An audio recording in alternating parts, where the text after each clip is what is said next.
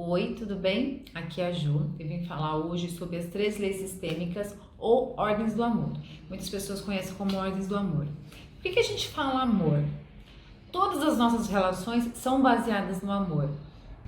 E eu particularmente, eu gosto do termo de falar ordens do amor, porque se a gente olhar a fundo, todos os nossos problemas, mesmo os grandes problemas, são todos por obra do amor, são todos por conta do amor. Às vezes é um amor doente, às vezes é um amor cego, mas tudo é baseado no amor. Então vamos lá para as 3 leis sistêmicas, ou ordens do amor, como vocês quiserem falar. São 3. Primeiro, pertencimento. Fala que todos têm o direito de pertencer e ponto. Eu vou falar um pouquinho dessa ordem do pertencimento no campo para vocês entenderem bem. Eu gosto muito de mostrar as dinâmicas como que funciona no campo. Então vamos imaginar que aqui nesse círculo tem o seu campo de informação. Todos nós temos esse campo, todos os sistemas têm um campo, desde uma escola, desde uma empresa, desde o Corinthians, todos nós temos um campo de informação, tá? Todos os sistemas. Então aqui tem o seu campo. Dentro desse campo tem 3 ordens que regem esse campo. A primeira ordem é o pertencimento. Então vamos dizer que aqui tem uma família e tem alguns elementos. Uma menina, menino, outra menina, né? São 3 irmãos. E aqui veio de um pai e de uma mãe. Todos aqui fazem parte de um sistema. Atrás da mãe tem a mãe dela, tem o pai dela. Atrás do pai, a mesma coisa. Todos nós nascemos de um masculino e de um feminino. Todos nós. Vamos supor que esse menino aqui, por algum motivo, ele cresceu e ele começou a manifestar problemas de alcoolismo. Ele foi alcoólatra. E aí foi observado que esse avô dele também tinha problemas com alcoolismo. Se a gente pensar nessa geração aqui, por algum motivo, esse avô, ele foi excluído do sistema. Excluído no sentido assim, ele foi julgado, ele foi maltratado, ele foi julgado, mas ninguém sabia os motivos com que fizeram que ele tinha problemas com bebida. Então, de alguma forma, ele foi excluído do sistema. Na geração seguinte dos seus filhos, ok? Na geração dos seus netos, veio um netinho aqui com as características muito parecidas com o avô, que foi excluído lá atrás. Esse sistema fala que todos têm o direito de pertencer. Se a partir do momento que esse elemento aqui foi tirado do sistema, um outro elemento lá na frente vai ter que, de alguma forma, fazer com que aquele elemento, aquela energia, aquela pessoa seja representada. E seja representada, inclusive, com os problemas com que fizeram com que eles fossem excluídos do sistema. Então, essa pessoa está aqui disponível para o sistema com as mesmas características daquele que foi excluído, do avô. Isso é uma compensação do sistema, porque a lei do sistema é todos fazem parte. Independente do que fizeram, independente das crenças, dos vícios, dos problemas, todos fazem parte. E quando alguém é excluído desse sistema, esse sistema faz com que essa pessoa de alguma forma seja integrada. Essa minha vozinha aqui, ó, do sistema, ela desenhava muito bem. E por algum motivo, ela foi reprimida de desenhar. Porque naquela época as mulheres não podiam se expressar de alguma forma, elas não podiam manifestar os seus dons. E ela deixou isso escondido dentro dela, isso não pôde ser manifestado, porque de alguma forma o marido, os filhos, a sociedade recriminava isso que ela tinha de dom. E aí, um outro elemento do sistema, esse daqui, vem com os dons dessa avó que foi excluída. Então isso é muito comum. Então muitas coisas, muitos dons, muitos medos, muitos traumas que a gente vive foi por conta de alguma coisa que aconteceu nesse campo. Então aqui, ó, eu tenho 4 avós, né? Aqui, esses elementos aqui desse campo. tem 2 pais, 4 avós, atrás desses avós tem 8 bisavós. A gente não consegue mensurar o tamanho que tem a nossa ancestralidade. Então, essa ancestralidade também ressoa em mim. Vocês viram um pouquinho de como que funciona o pertencimento. A maioria dos emaranhamentos que a gente vê nas constelações, que as pessoas não vê uma causa aparente, é ligado ao pertencimento, alguém excluído do passado, algo excluído do passado que não foi visto.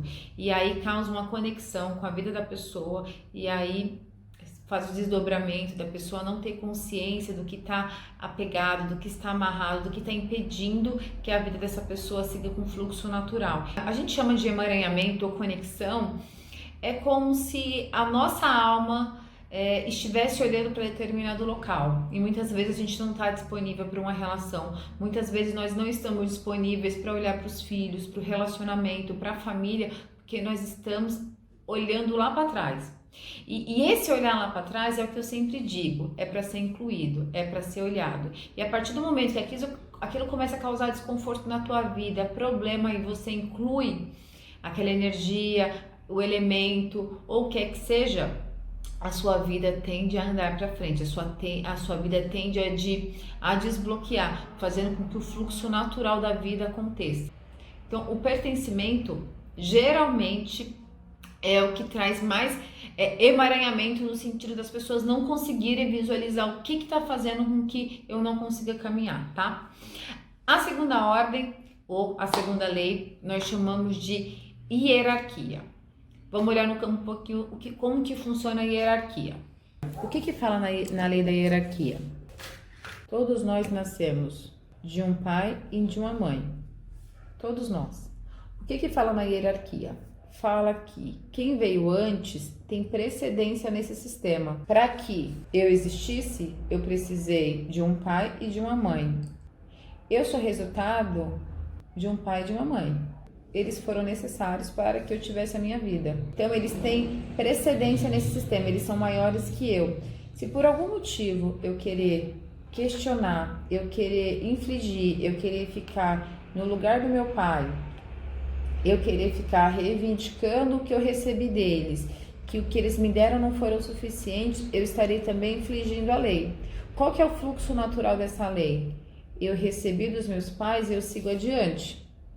Eu sigo adiante, construindo a minha família, construindo os meus filhos, e mesmo que eu não tenha parceiras, que tenha parceiros, a constelação não faz distinção de sexualidade, de gênero ou qualquer coisa do tipo. Eu vou fazer o melhor que eu recebi dos meus pais através do meu trabalho. Um trabalho na constelação é visto também como um filho. De alguma forma a gente também está deixando a nossa energia aqui no mundo.